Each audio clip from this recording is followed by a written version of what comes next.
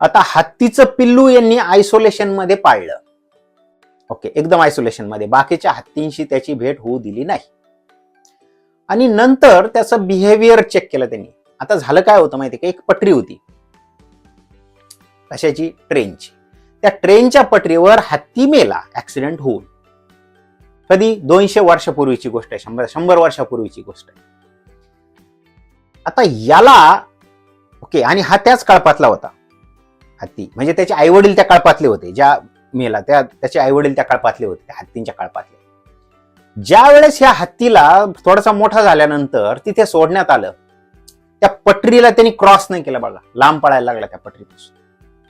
याच्यावरून शास्त्रज्ञांना असं लक्षात आलं की त्यांच्या ज्या मेमरीज आहेत त्या आई वडिलांकडून ट्रान्सफर झाल्या.